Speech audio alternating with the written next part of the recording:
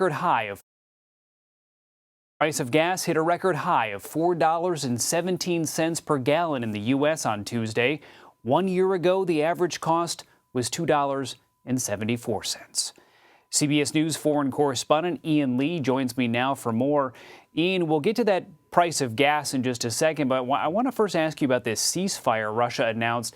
It's set to begin Wednesday at 10 a.m. Moscow time to allow Ukrainians to safely evacuate. But as we've already seen, Russia doesn't always seem to be respecting these ceasefires and guaranteeing safety in these areas. So what is the latest on that, and where have these evacuees been going?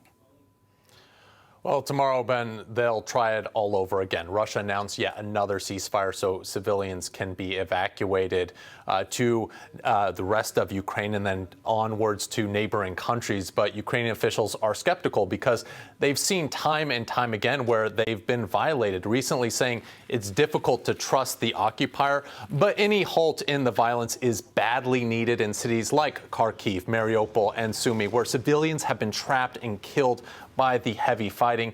But just as important, there is a shortage of medical supplies in those cities. So Ukrainian officials hope that while people get out, they can get medicine and bandages in. This is where the negotiations come in. Both sides have continued rounds of talks. Of course, humanitarian corridors are a top priority. This upcoming Thursday, the two sides will have their highest level meeting so far when both countries' foreign ministers meet in Turkey. I want to ask you about something that top U.S. intelligence officials are saying. They're saying that Russian President Vladimir Putin is likely, quote, undeterred by the West's coordinated sanctions against him. They're also saying he's going to try to escalate Russia's aggression against Ukraine in the coming weeks. So what else can the U.S. and its allies do to punish Putin or try to prevent this war from escalating any further? Ben, Putin has expressed his desire to, quote, go all the way. I've read his manifesto where he clearly states, in his view, that Ukraine isn't a real country and it belongs to Russia. So it's unlikely that there's anything the West can do to stop his ambitions. The director of national intelligence told Congress this is a war that Putin feels he cannot afford to lose. But the West can sure make him pay for every inch. Right now, NATO officials are trying to figure out how to get Poland's MiG-29 fighter jets to Ukraine. This is one of the key demands by President Zelensky to help him stop what he describes as Russia's indiscriminate bombing of civilians. Ukrainian troops are also putting up a stiff resistance. We've seen videos of how they've been able to take out Russian armor, supplies, planes, and helicopters. And today, Ukrainian officials put Russian casualties above 10,000, while the Pentagon says it's somewhere between 2,000 to 4,000. But probably the most crucial thing the West can do is just make sure that the average Ukrainian soldier has what they need to fight as this war drags on. And you know, we mentioned earlier that President Biden banned oil and gas imports from Russia. Tell us what exactly that does. What does that mean? And how is this move being seen in Europe?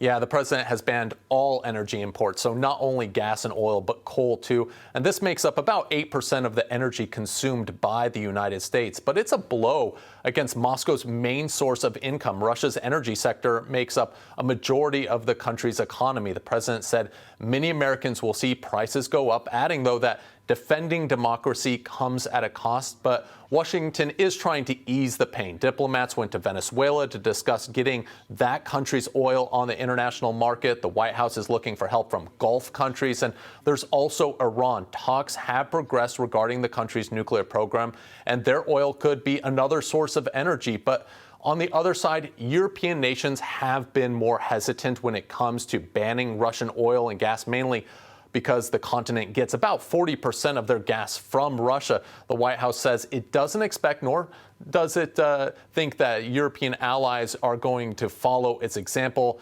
Despite that, though, there is a shift in European capitals to move away from relying on Moscow. It just, Ben, isn't going to be quick.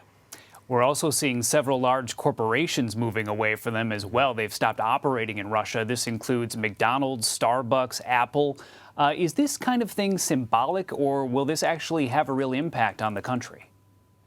Yeah, this, I think, will have a real impact on the country. Let's take McDonald's, for example. It has 850 restaurants in Russia employing 62,000 people.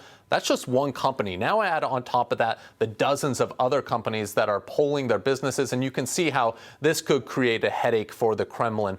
But there are other areas where this will have an impact. As I mentioned earlier, oil and gas are big business for Russia. We've seen large companies like BP, Exxon, and Shell pull their investments. Boeing and Airbus will stop supplying parts to Russian airlines, so that will potentially have an impact on flights. Then you have just the pleasures of everyday life, like Disney and Netflix, who are suspending their services. Nike and Adidas are closing their stores. Apple, Dell, and even Spotify are suspending operations. And on top of all that, you have Visa, MasterCard, and American Express freezing their services. So the big question will be now, how will the average Russian respond to all this?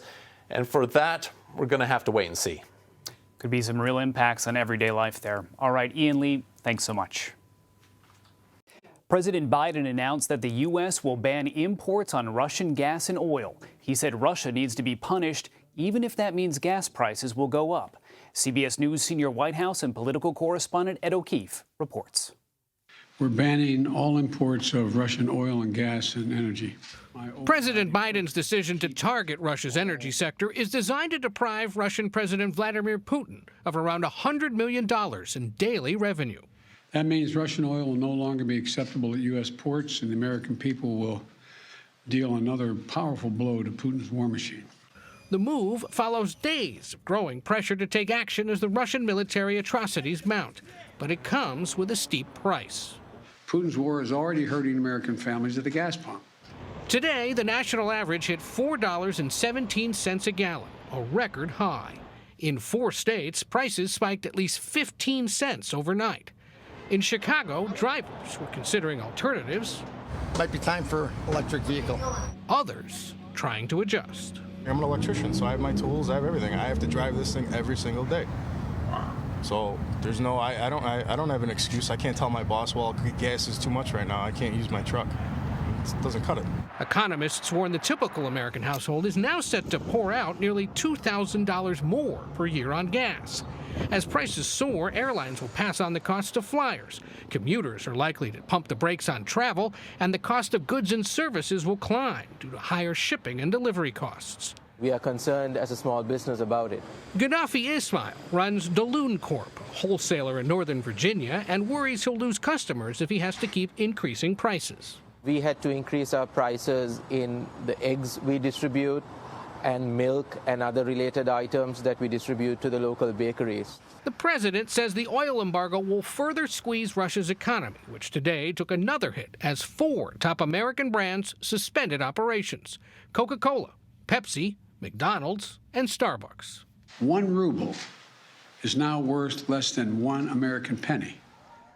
As for those soaring gas prices, 6 Democratic governors are calling on Congress to temporarily halt the 18-cent federal gas tax until the end of the year. Democrats and Republicans have introduced legislation to do that. The White House hasn't explicitly endorsed the idea, but says all options are on the table. Ben? All right, Ed O'Keefe, thank you. Thousands of foreigners have traveled to Ukraine to help fight against Russia. Some Americans have joined the effort, too. CBS News' Tony DeCopel reports. At the airport in Warsaw, we met 3 Americans headed to the battle in Ukraine. They told us they're ready to die for what they call a fight for freedom against the Russians. And what's the plan? The plan to help save the lives Of Ukrainian people. Andriy Penchek was born in Ukraine but works as a truck driver in Bucks County, Pennsylvania. He has no military experience and left behind 3 young children. I didn't say goodbye. I said, see you. You said see you later. Yeah. While the U.S. military is not committing boots on the ground in Ukraine, an untold number of Americans are volunteering to join the fight. Acting U.S. Ambassador to Ukraine, Christina Kaveen. We encourage all Americans not to travel to Ukraine right now, and those Americans who are in Ukraine to leave Ukraine because it is not safe. Russia's military has warned foreign fighters would be treated as mercenaries, not protected combatants under international law. As far as I see, civilians are not protected by humanitarian law.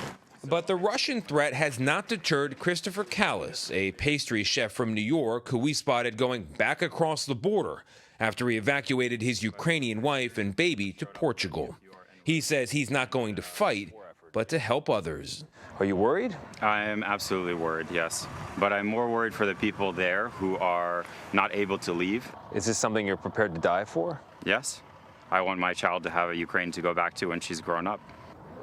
And Callis did indeed make it over the border, sending us a note a short time ago that said, quote, "I'm in deep now." Andrew and his family also made it across, and Ben, they brought with them an American flag. Tony DeCopel in Poland, thank you. Russia's attack on Ukraine has sparked divisions and agreements between Republicans and Democrats here in the U.S. President Biden's handling of the crisis has gotten support from many Democrats and even some Republicans, while other GOP lawmakers have criticized the administration for not being tough enough on Russia and Vladimir Putin. For more on this, I'm joined by Brian Katulis. He's the Vice President of Policy at the Middle East Institute. Brian, thanks for joining us. How has Republicans traditionally reacted when it comes to Russia, and are you seeing any changes in that approach now? Well, in the past, Republicans tended to be quite unified, especially when Russia was the Soviet Union, in opposing what it was doing in the world. But what happened about 10 years or so ago is you had a number of Republicans start arguing that Vladimir Putin actually stood up for what they viewed as conservative values. And the real split came when Donald Trump became president of the United States, and he had a much more accommodationist or appeasement approach to Putin. And that has really split the Republicans and scrambled their ranks in many sort of unusual ways.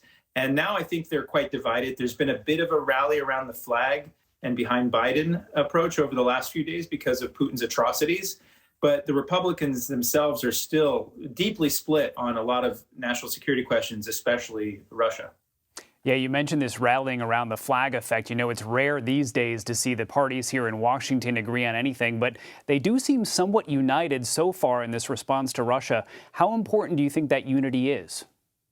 It's terribly important because basically over the last decade or so, many foreign policy and national security questions have become a partisan wedge issue in our politics. And that is not a very good thing because it's the sort of division that is exploited by countries like Russia or China or Iran, who really are America's adversaries. And they see these divisions not only between the parties, but then there's also fissures within both parties. So having some sense of unity, and I'm quite impressed with how the American public has responded. If you look at the public opinion polls about, say, for instance, oil sanctions on Russia, with gas prices as high as they are, it's quite costly for most ordinary Americans. But for them to express a strong majority support for these measures against Putin shows that there's, at the popular level, a national